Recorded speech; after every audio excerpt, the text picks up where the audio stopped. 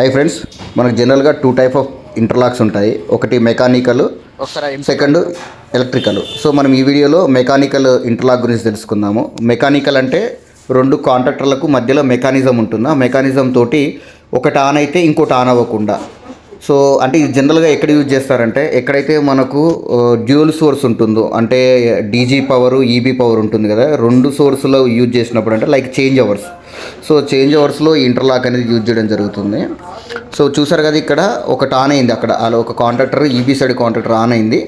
So DG side contractor ఇక మీరు press చేసినా, మీరు చేయితో ప్రెస్ చేసినా అది ఆన్ కానివ్వదు అనమాట.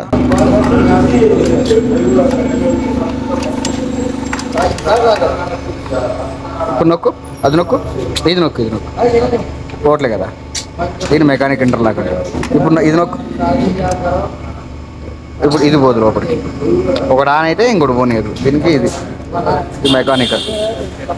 ఎన్ఓఎన్సీలు యూజ్ చేసి కూడా మనం ఎలక్ట్రికల్ ఇంటర్లాక్ చేస్తాము. సో దాని గురించి నెక్స్ట్ వీడియోలో తెలుసుకుందాం.